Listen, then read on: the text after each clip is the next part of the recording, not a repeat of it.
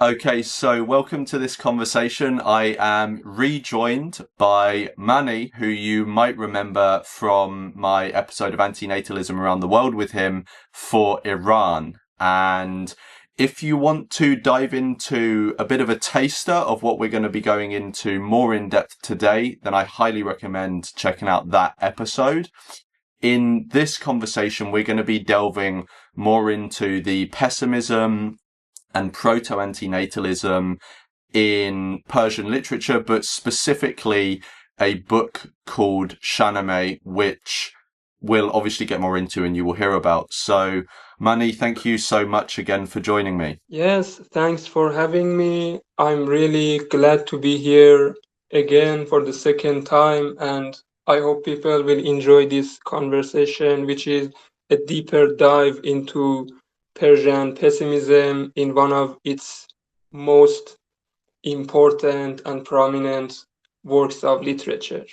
Obviously, a lot of people listening to this conversation will not be particularly familiar with Persian literature generally and probably won't be familiar with Shahnameh. So, are you able to just cover the basics of what is Shahnameh, what is the significance of it, and who wrote it? Yes, so Shahnameh literally means Book of Kings. So Shah in Persian means king and Name means book. So Shahnameh is Book of Kings.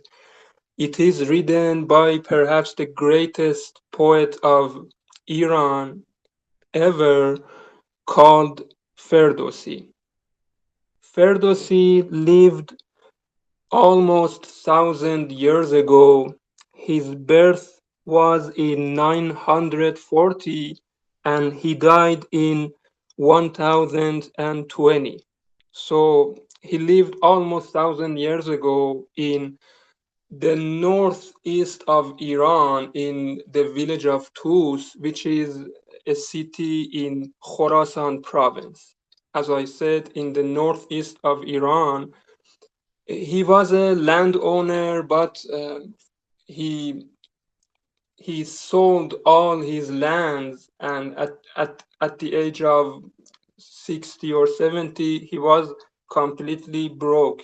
He did it to finish his masterpiece, Shahnameh. So he was so dedicated. He put 30 years to finish this giant book, Shahnameh. He began when he was, I think, 35 years old, and he finished it when he was 70 years old. So more than 30 years he put time and hard work on this giant book. Shahnameh is in my copy around 1,600 pages long.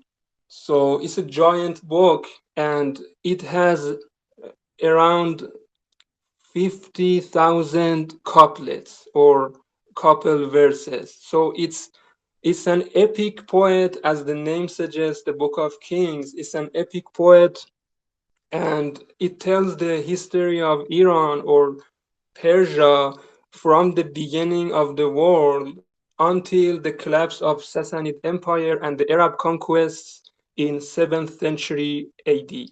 So yeah, it's a story and its themes revolve around the pre-Islamic Iran. So he tells the stories and many myths of old Persia, like the stories written in Avesta, the sacred books of Zoroastrians, even Vedas, Hindu books. There are some similar stories in Vedas, which we see also reflected by a slight change in Shahnameh. So there are a lot of heroic stories and love stories from the era of Parthians and also from the Sassanid Empire. So it's really a great book and it's really a genius work of literature.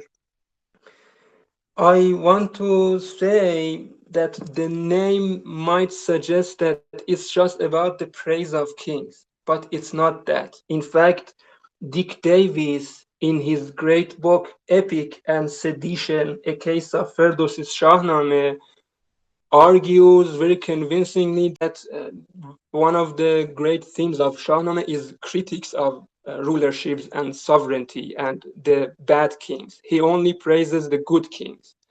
So scholars divide Shahnameh usually into three parts. The first part is mythical, and it tells the mythical stories written in Avesta and Vedas about the creation of the world and the first man, uh, how they built civilization and things like that. And the second part is called heroic part, which is the most important part of Shahnameh. And the third part is more or less the history of Sassanid Empire and Sassanid kings from the 3rd century until their collapse in 7th century. So as you can see, Shahnameh has a very dark ending. It's the end of the glorious past of Persia, and every Iranian who reads this feels sad about and nostalgic about their past and what they have lost, especially when they compare it to their current situation. So it's a national epic of Iran, of course, the greater Iran, which also contain nowadays modern day Afghanistan and Azerbaijan, some parts of Iraq, and some parts of Turkmenistan and Tajikistan and Uzbekistan. So all these countries were part of Persia. So yes, I want to say and retell the what Eslami Nodushan, the deceased great scholar of Iran, said about Shahnameh, that if Shahnameh was written in one of the languages who have financial support and political support in history, people would really put it on pedestal and really appreciate it as one of the greatest books written in history and in human literature. But unfortunately, the Iran is not powerful nowadays, and its language is affected by that naturally. So it is this Book of Kings, if we can compare it to the Western literature, it's very similar to Homer's Iliad and Odyssey. But Iliad and Odyssey are very naked in violence and uh, very vivid in describing violence and the killings. But I would say that Shahnameh is more ethical and has a lot of moral lessons, and from this point of view, superior to Homer's Iliad. But of course, Homer is more famous due to its effect on Western civilization. And of course, Shahnameh is 3 or 4 times bigger than Iliad and Odyssey altogether. So I think that covers it all. What I wanted to say about Shahnameh. I think it's enough to introduce this giant book. Yeah, thank you for sharing that.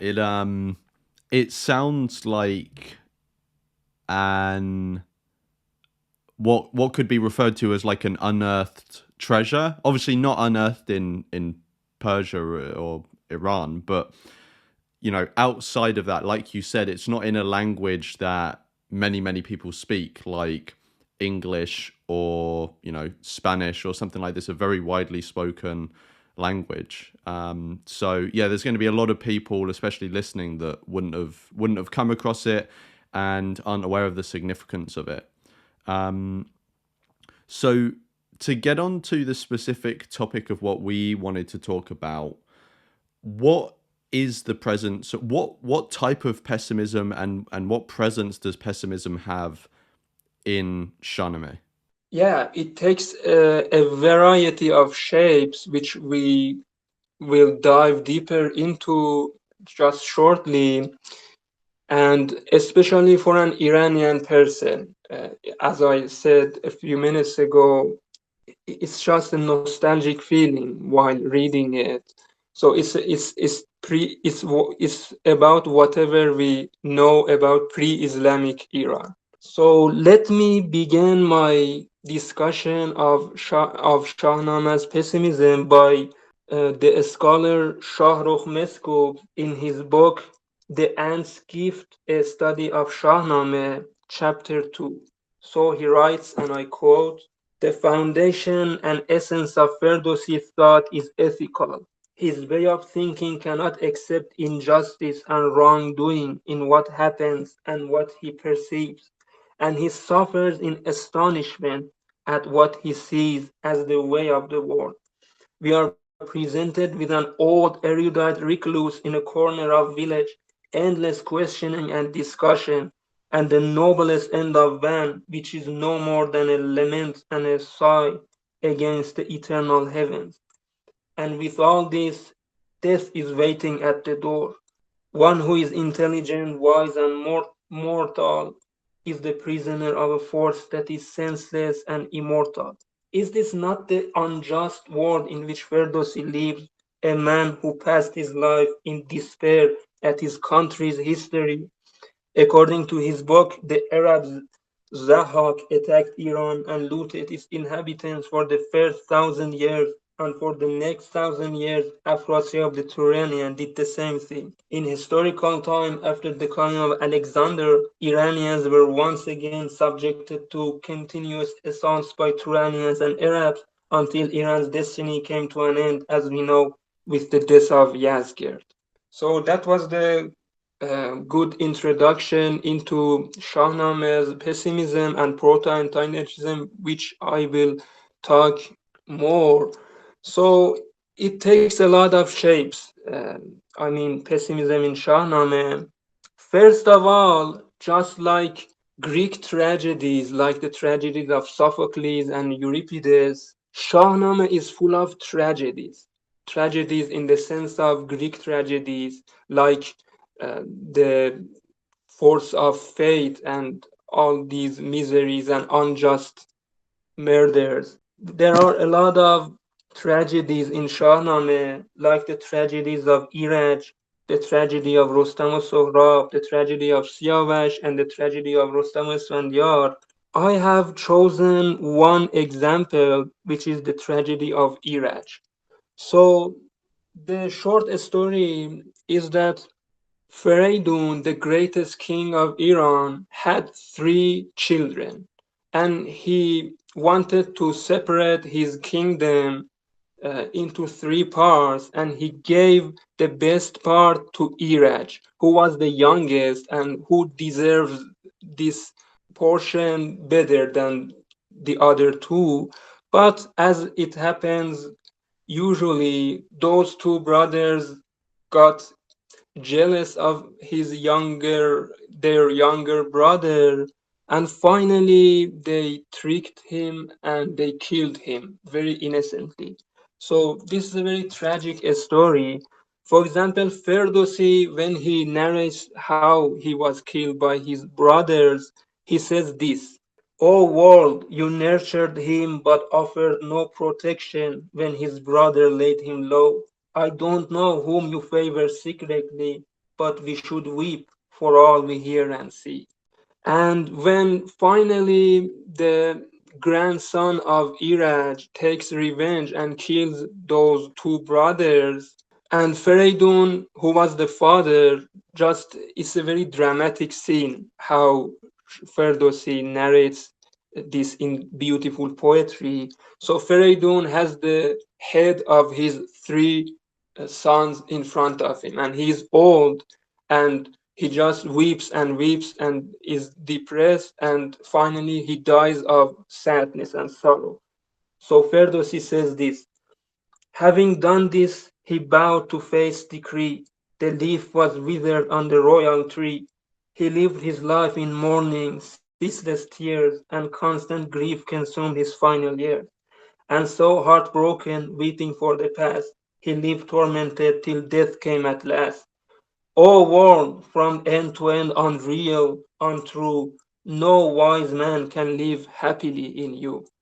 So he concludes this tragedy by this saying, no wise man can live happily in you. Another aspect of pessimism in Shahnameh is that Shahnameh is a great cemetery of past kings, and it's as if Ferdowsi the poet takes your hand and walks with you in the ruins of past kingdoms, and it's a very sobering emotion and feeling. So it's just a cemetery of past kings. Great kings come and die soon, and only their names remain, nothing more. How absurd it seems, how unimportant. So, for example, Ferdowsi says this: we are all of us born for death, including Kesra and Nushsat. No one, neither the ant and the mosquito, nor the lion and the hippopotamus, escapes death's break, death's beak and talons. If the earth were to open and reveal what is hidden within her, we'd see her lap filled with past kings and with the blood of warriors, and the pockets of her skirts stuffed with wise men and beautiful women. Whether you wear a crown or a helmet, the point of this lance will pierce it. So the theme of impermanence is very common in Persian poetry in general, and especially in Ferdowsi's Book of Kings. He reflects on the impermanence of life a lot when he narrates the story. For example, about the death of the first king in Shahnameh, Qumar, he says, you will not find another who has known the might of Qumar and his great throne. The world was his while was his while he remained alive. He showed men how to prosper and to thrive. But all this world is like a tale we hear. It's very reminiscent of Shakespeare saying that it's a story told by an idiot. But all this world is like a tale we hear. Men's evil and their glory disappear. Or about Keigobad, one another king, he says, he finished speaking and then departed from the splendid world, exchanging his palace for a coffin. This is the world's way, which raises us from the dust and disperses us on the wind.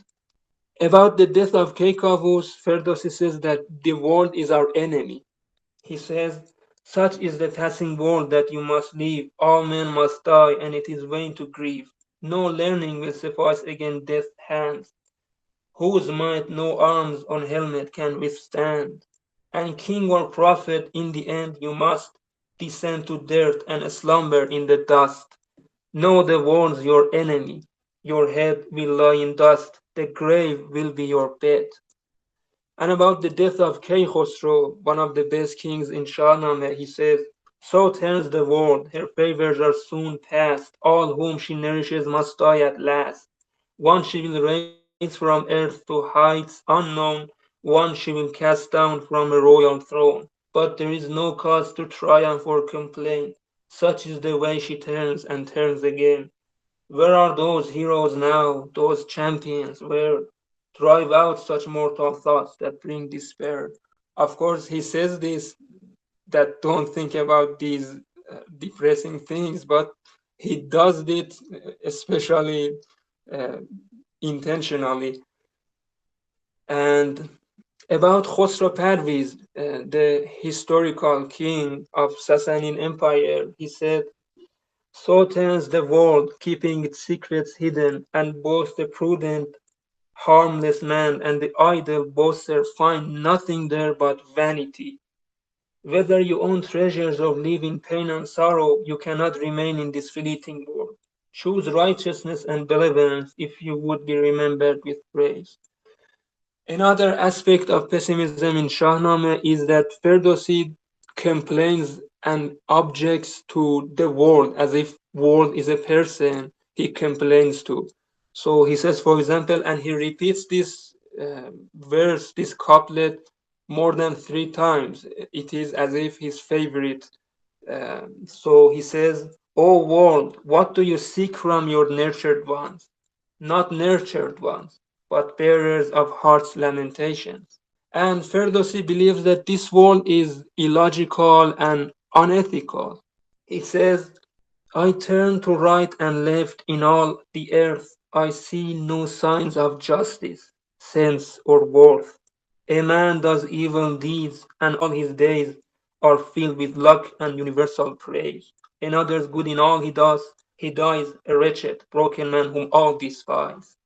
And he even likens the world to a crone. He says, this crone will see her infant suck and play, and while he sucks, she'll snatch her breast away. Such is the world to which our hearts are bound, before we're hurried pell-mell underground. And he even says that the sufferings of the world, in fact, outweigh its joys.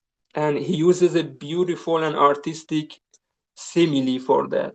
He says, look at the flower. So the beauty in its color and its smell, and the thorn of flower is the symbol of the miseries and unhappiness and misfortunes of life. So he says that the pain of thorn is greater than the beauty of flower.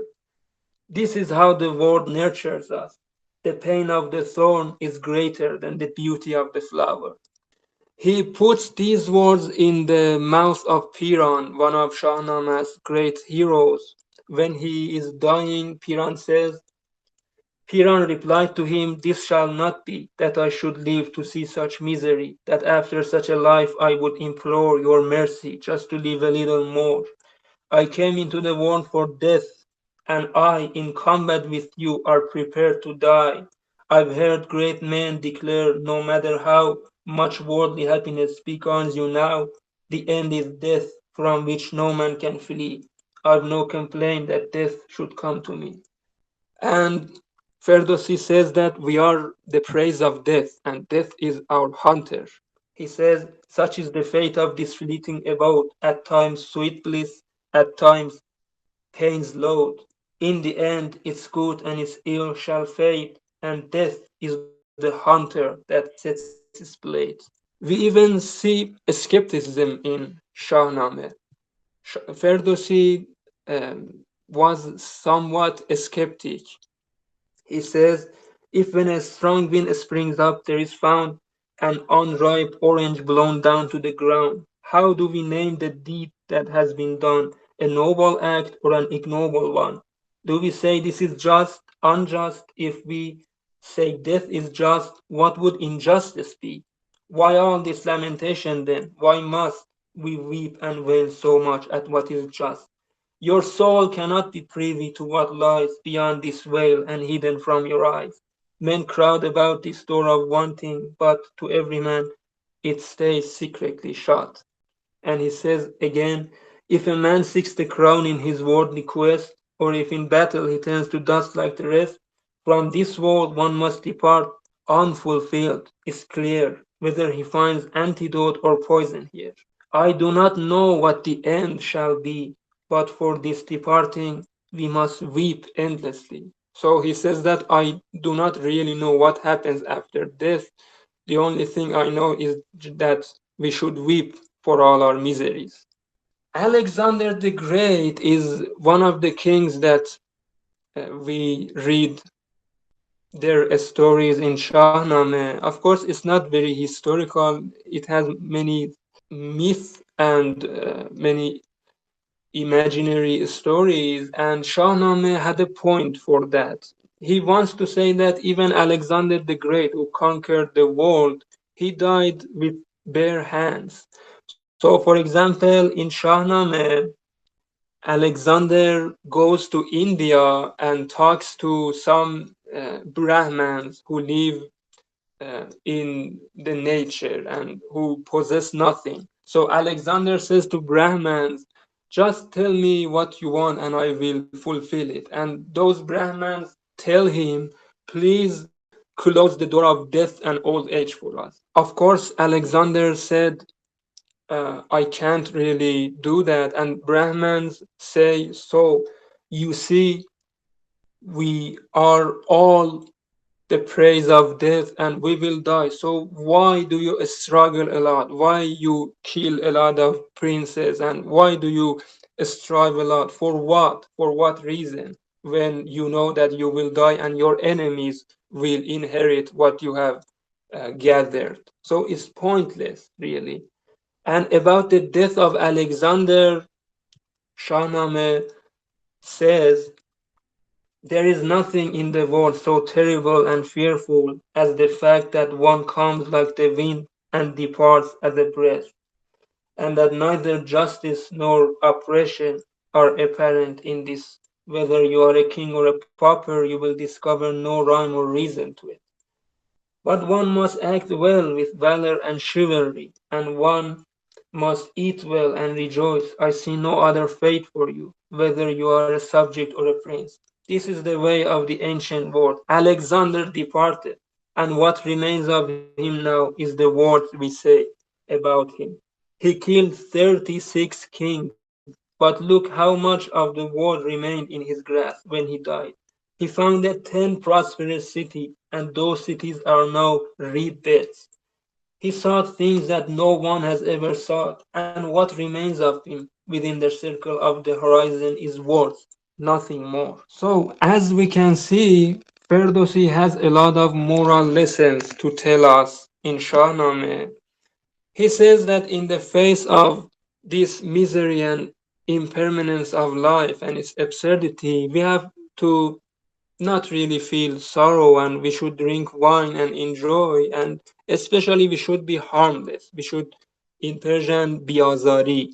We should be without any violence and be harmless to others. So he says, for example, happy is he who has not known greatness and who does not have to leave a throne. You struggle and accumulate all kinds of goods, but neither man nor goods remain. Finally, we are partners with the dust, and our cheeks are covered by a shroud. Come, let us do good with our hands, and not give this unstable world over to evil.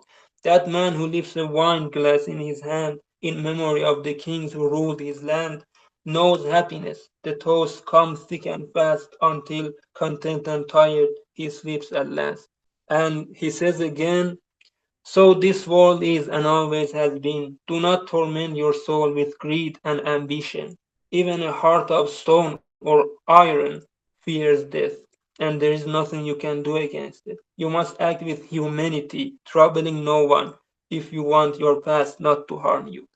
So, in Shahnameh in general, the greatest sin is greed, or az in Persian. So he says you shouldn't really be greedy, and you should help and be humane. These, these were the aspects of pessimism. Now we can enter into proto-antinatalism. Before you go into that, Manny, I just wanted to say, so you covered a lot there in terms of pessimism, and I think the bit I liked the most was the imagery you were talking about when someone, I forget who said this, but they spoke about how Ferdowsi kind of paints this picture as if you opened up the earth, you would find all these kings lying below. And I thought that was a really interesting way of putting it, because the sort of imagery that was conjured up into my head was, we walk across, earth, pavement, all the sort of things below our feet, and we don't really give any thought to it. And yet all of the significant, well, not all of it, but much of the significance of history and all the people that in their own time thought that this was the most significant time, these were the most significant people, and this is the sort of most important thing in the world.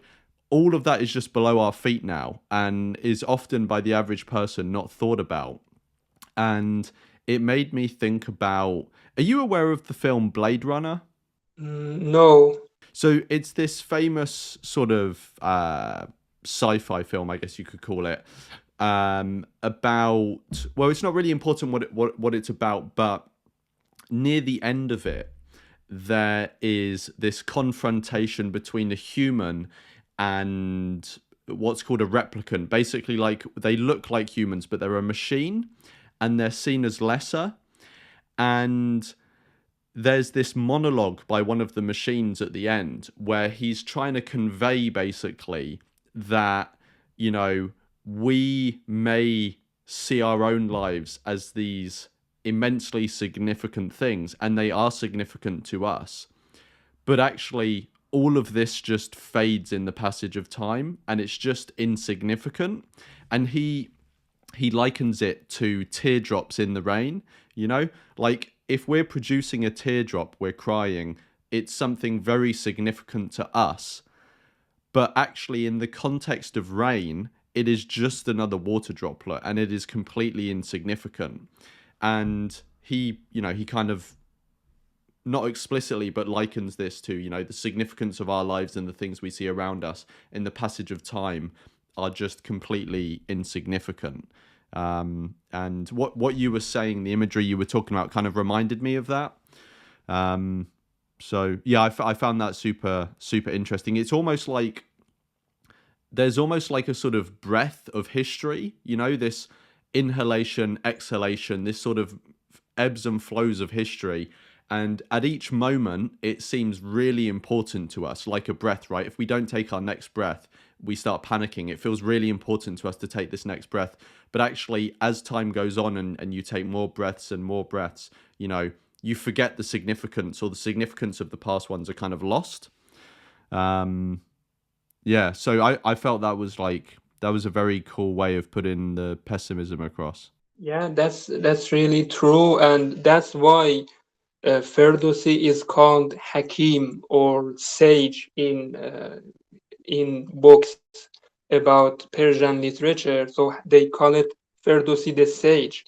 So yeah, this breath of time, as you put it, this passing of time is really a great theme in Shahnameh, and I will talk more about it when I will discuss Zurvanism, the myth of Zurvanism and the god Zorvan, the god of time. Well, should we go on to, as you were going to, should we go on to proto-antinatalism now? There are a lot of quotes that deal with proto-antinatalism, which I have. Can I sorry to interrupt again, Manny. I was just going to ask, can you explain, just for people who may not know who are watching, can you just explain what you mean by proto-antinatalism and how it's different from antinatalism?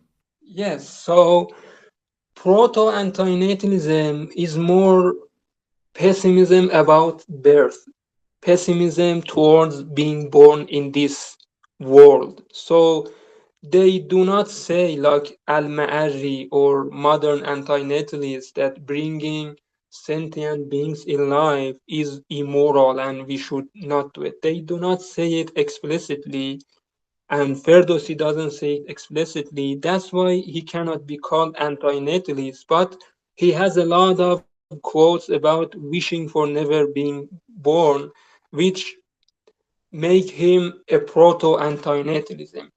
So even in Greek tragedies like Sophocles and Euripides, there are a lot of lines and quotes in their tragedies that they say, I wish I was never been born, like in Oedipus Calenus, this famous tragedy. But even Sophocles and Euripides, they do not really give moral advice not to bring, and even they had children. And Ferdowsi, when he was young, he had a son, in fact, and his son died very young. And he has a passage in Shahnameh that he laments the death of his son and says to him, why did you leave your old father? It was first my turn. I should have left sooner. Why did you leave me? It's very sad. And I think Ferdowsi is, of course, he was an atheist. He believed in some theism, but his theism is not superstitious. And God's gods or God don't really interfere with the world. It's a very distant God.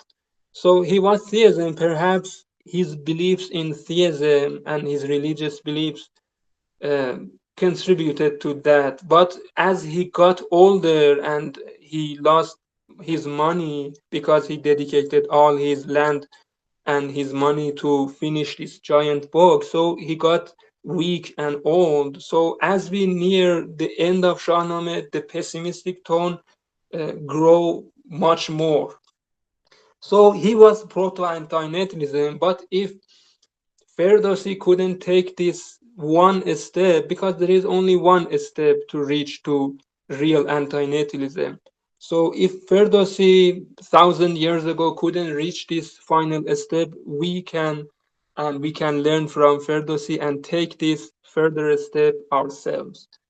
So as I said, Ferdowsi has a lot of wishing for never being born, both from himself and both in the mouth of heroes. He puts wishing for never being born in the mouth of heroes. So, for example, about the former, which Ferdowsi himself wishes for never being born, he says, and I really like this quote.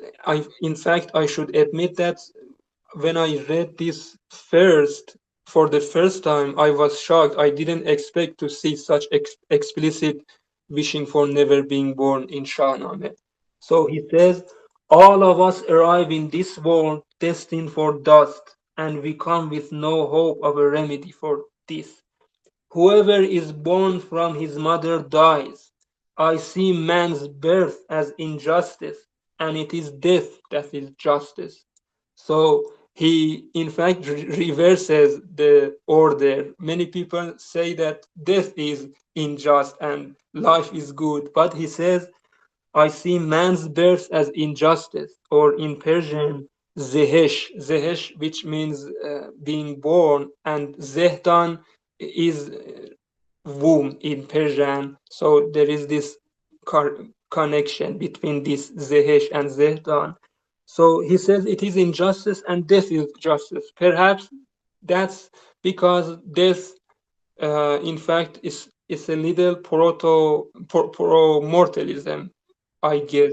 So he says that this really relieves us from our pains and misery. So that's why it is justice. And in Yeah, a okay, go on. sorry. No, no problem. No, I was just going to say it sounds very similar to the sort of stuff that Al-Mari would say. Yes. So Al-Ma'arri, yeah, Al-Ma'arri lived 2 or 3 generations after Ferdowsi. So Ferdowsi is pioneer of these thinkings, but of course Al-Ma'arri is more explicitly anti-natalist. And another quote of him, he says, and again, these quotes are near the end of Shahnameh, when he was really old and he had lost his son and perhaps his wife too. So, and he was very poor. This drunken wheel is like a playful hand that tosses its game with 70 strands. One moment a dagger, another a blade. One moment the wind, another the shade. One moment it grants to the unworthy fool, another frees itself from pain's cruel rule. One moment it offers throne, wealth, and crown, another it casts grief, disgrace, and a frown. One must endure who lives in its grasp. I grew despondent as wealth slipped my clasp. If a wise man had not been born at all, he'd not have witnessed life's bitter sprawl. One must live in blindness and hopeless plight, for this life deserves tears both day and night. In the end, the earth will be his rest. Alas for his wisdom, his faith, and his quest. So he says if the wise man was never been born, he wouldn't see all these ups and downs of life. What's the point of life? We didn't really need that. He refers a little bit to his personal life. And in another quote, he says as well, what do we seek from this swift turning dawn that never ceases its restless roam? It crowns one with a royal fate and tosses another to the sea's cruel gate. To one it grants neither peace nor rest, no sleep, no shelter to be his rest. To another it gives treasures of honey and cream, robes of silk and velvet in a lavish dream. In the end they both will meet the ground, caught in the trap where death is bound. If a wise man had not been born at all, he'd not have witnessed life's rise and fall. It would be better not to see this world, so bitter and grim, whether one were great or less within. So he says that whether you are king or an ordinary man, it doesn't make difference. It was better never to see this world. In Persian ندیدی جهان از بنه به بودی اگر که بودی مرد اگر مه بودی. So about the final and last emperor of Sassanid Empire, Yazgerd, and it is of course near the end of Shahnameh and the collapse of Sassanid and Persia into the hands of Arabs, Ferdowsi begins it with these sobering words. He says, "What said the brave, wise-speaking man when he grew weary of time's cruel plan? Had my mother not borne me into this sphere, this lofty sky would not hang so near. Caught between its compass tight and constrained, what can I say but silence remains? Neither greatness nor need endures for long. No one escapes time's endless song. This world is not ours, as you will see. No one holds the tools for eternity. Set the table, drink the cup of wine, and speak not of sorrow, let joy align. If the turning heavens claim what's yours, in the end, the earth shall be your floors. Do not bind your heart to sorrow's sting, and trust not the heavens' lofty swing. For it toys with elephants and lions alike. Out of disdain it sets its strike. You will be lifeless, it will endure so long. Why boast of words that are not strong? You are no greater than Freydun's reign, nor sit on Khosrow's throne with his glorious cane. And finally, when Yazgerd III is killed by a miller when he is fleeing, he says this: Reason has no sway over this spinning sky, its rage and kindness unseen to the eye. Better never to open your eyes into this world with its cruel art, and so bear no love or hate towards it within your heart. So we see also the wishing for never being born said by the heroes in Shahnameh. Heroes like Tus, son of Nozar, Gudars in wars when they lose their sons or when they are in plight. And here I want to read this example of Siyavash, who is the most tragic hero in Shahnameh. He finally gets killed innocently, and it's a very tragic story. So Siavash, when he is in plight, he wishes I wish I was never born and my mother had not born me. He says, "Oh, if only my mother had not given me birth, or if death had instead crowned my head upon this earth, for I would have spared enduring endless woes, and tasted not the bitter poison that this world bestows." And finally, in a battle which is very bloody, Ferdowsi suddenly disrupts the narration and says this. He says in Persian, "Geramiter an ko ze madar nazad," which means much blessed is he who was never born from his mother. So now we can go into the Zurvanist influence on Shahnameh. Before we go on to Zurvanism, so yeah, some of those quotes that you just read out were super cool, and I wanted to know, when the modern person would read or discuss Shahnameh, are they aware of the pessimism and proto-antinatalism in it, or is it something that, only someone like, you or anyone else who's particularly interested in that aspect of it would pick up on? Well, I haven't really spoken to uh, people or my friends who have read Shahnameh about this. I have read the experts' books on analyzing Shahnameh, and they have emphasized that. Yes, they say that, like that quote I read in the beginning by Shahrukh Maskoob's book, The Ant's Gift, A Study of Shahnameh. So yes, the experts acknowledge that, but even they try to say it casually and pass by it. So they're not really, I guess, impressed by that. So they're kind of trying to ignore it, I think. But I would say this happens on a conscious level.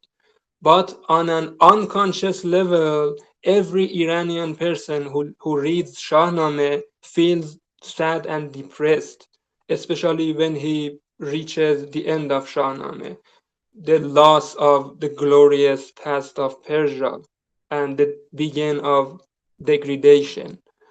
So I would say unconscious level, we see, but not very explicitly, but on an unconscious level, yes, every Iranian people, even ordinary ones who read or listen to Shahnameh, they feel sad and sorrowful, and they acknowledge and recognize the pessimistic tone behind it.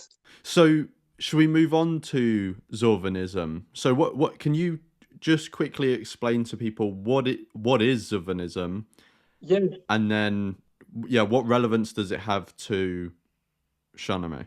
So, as I told a few minutes ago, the passage of time and the ruthless hand of fate is really clear and vivid in Shahnameh, and it's not accidental, actually. In fact, in pre-Islamic Iran, there was a religion, very popular religion called Zurvanism. And Zurvanism is the worship of Zorvan. And Zorvan is a name of time. So Zorvan is the god of time. So people worshipped and revered the god of time, and in fact, perhaps feared it as well. So in fact, Zorvan is very old. Even it is mentioned in Avesta, the Zoroastrian sacred books, but we see its prosperity in Sassanid Empire as well. And even some Zoroastrians, even though they, of course, disagreed with Zorvanism, they incorporated it unconsciously. That shows how popular it was. So Zorvanism is a religion, and Zorvan is the god of time.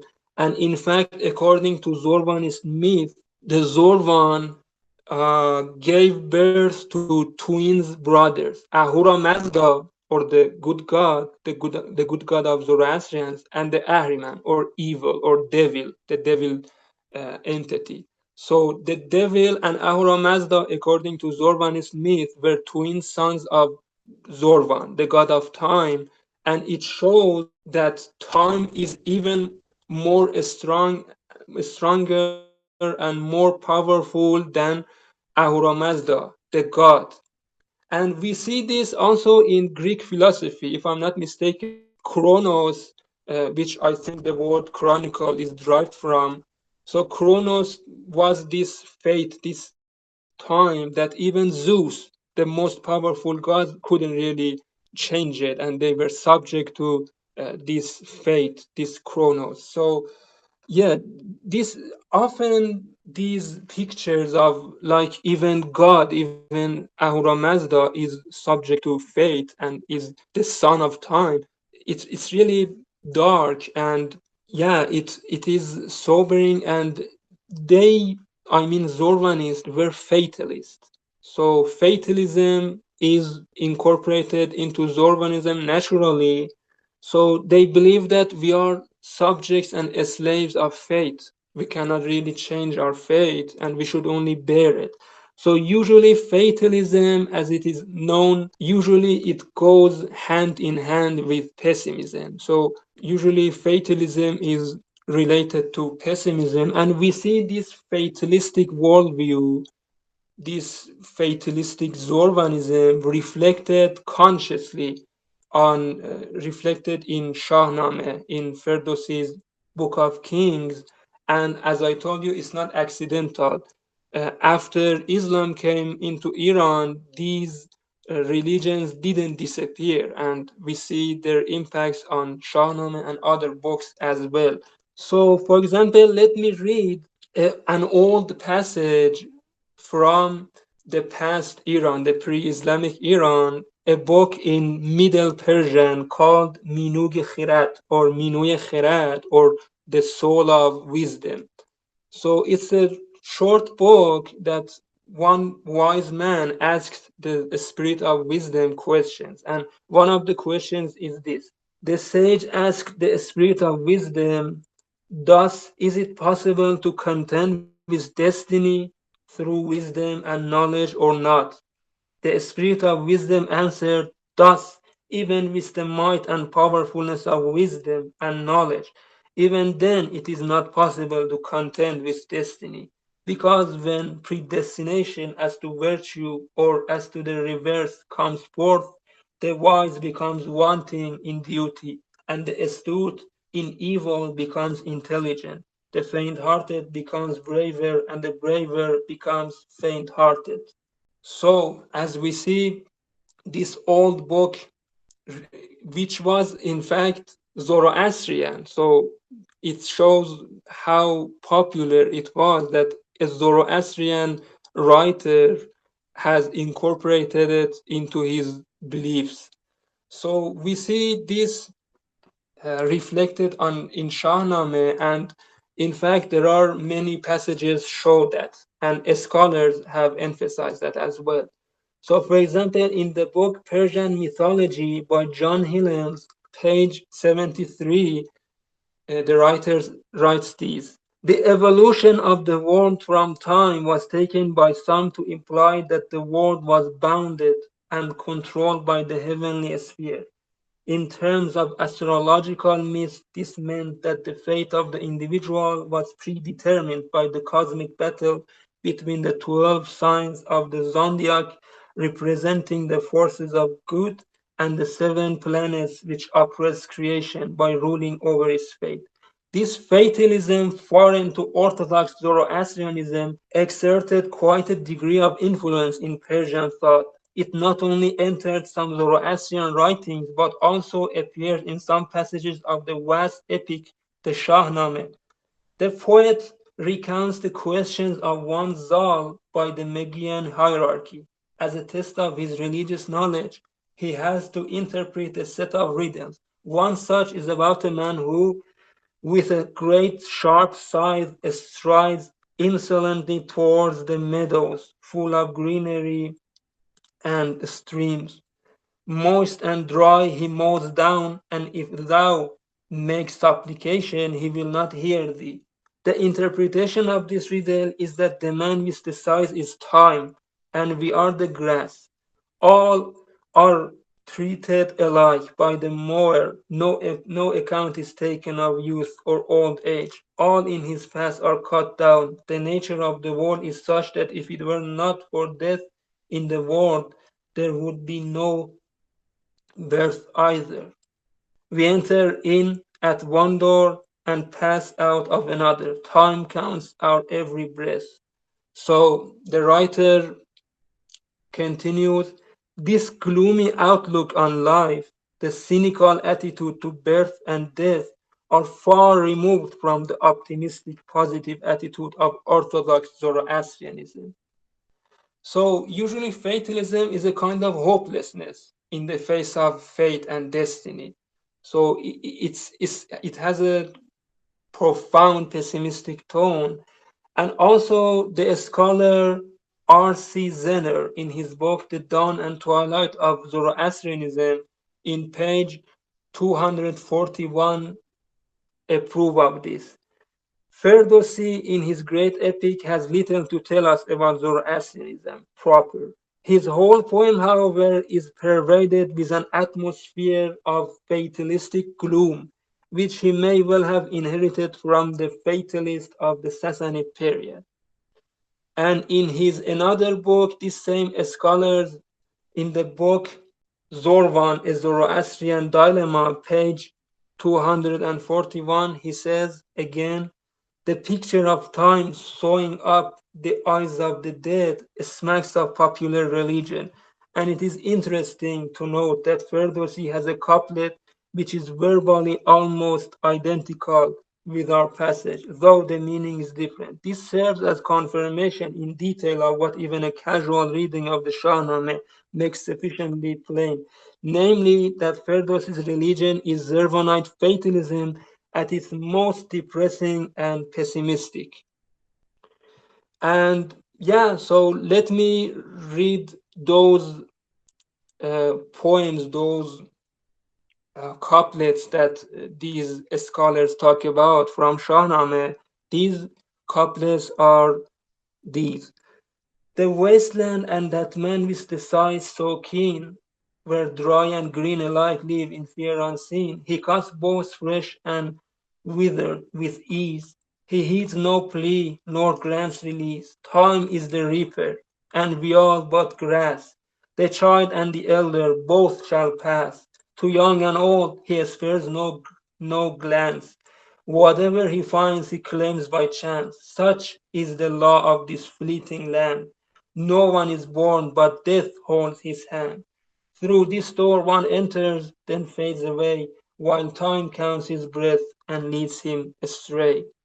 And if people are much more interested in reading about Zorvanism, so apart from those books by Zener, which I mentioned, there is a book which specifically talks about fatalism in Persian epics, including Shahnameh.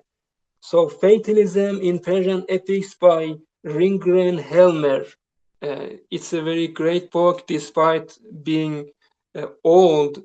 It's worth reading. So, the writer analyzes in depth the fatalism reflected in Persian epics, including Ferdowsi's Book of Kings. Thank you for sharing that. And what I'm going to do is I'll link all of the books in the description so people can find those of all of the ones that we've spoken about in the interview. Talking of books, I wanted to quickly ask you, Manny. So obviously in this, the main, book we've spoken about is Shahnameh. But if someone is listening and they are interested to dive more into Persian literature that has pessimistic or proto-antinatalist themes, are there any other recommendations that you would want to give for people to look into? Just like I mentioned in our previous interview, I would suggest starting with Khayyam's poetry, which is a great start to dive deeper into Persian poetry with the intention of pessimism and things related to this. And in fact, most of Persian poets have emphasized on the impermanence of life and the sad phenomenon of death. Hafiz, Sadi, Attar, Khaqani, all these great poets have done that, but it's not very dark. It's not as dark and pessimistic as Shahnameh's Ferdowsi. And even in Shahnameh, Ferdowsi doesn't advise us to just live reclusively and in despair and sorrow. He advises us to enjoy our life as much as we can. We have no other choice.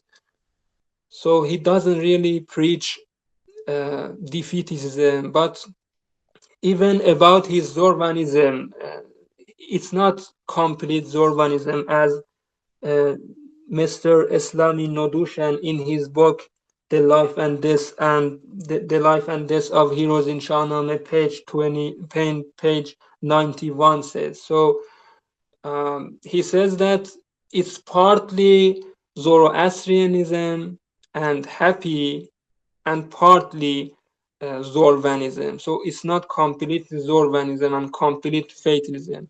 If it was like that, the struggles of heroes and all these great tragedies and great histories would be meaningless. Only fate would have the upper hand. But we see in Shahnameh that the heroes struggle there and give their best despite their fate. And yeah, there is a room for free will, but even so, the tone of Shahnameh is more pessimistic, I would say. And the last point that I want to add about your question is a modern one, who is called, in fact, the modern Ferdowsi. So Mehdi Akhavan Sales was a modern Iranian poet who died some 30 years ago, and his poems are full of pessimism and especially the nostalgic feelings of the past of Iran and relating it to the social movements of the current and modern Iran. So he is called the modern Ferdowsi, and people can uh, refer and use this poet and other poets that I have talked about and mentioned their names. And yeah, there are many English translations of their works. Khayyam, Hafez, Sadi, they are all been translated into English. So I'll get links together for all of those and put them in the description so people can find them. Um, but yeah, I just wanted to say thank you so much, obviously, for collecting the research on this and then sharing it with all of us. Because I think, you know, a lot of people, even if they're interested in looking into pessimism or proto-antinatalism in Persian literature, they, you know, if they're an outsider, they wouldn't know where to start. And even if they did know where to start, you know, it's nice to have a sort of general overview that they can then use to know what they're getting into, or may they want where they may want to like focus their efforts and stuff like that. So yeah, I just wanted to say thank you for doing this, Manny. You're welcome, and thank you for letting me share these informations, and I really hope people enjoyed this conversation. Okay, nice. All right, well, thank you so much for joining me for this one. Thanks for having me.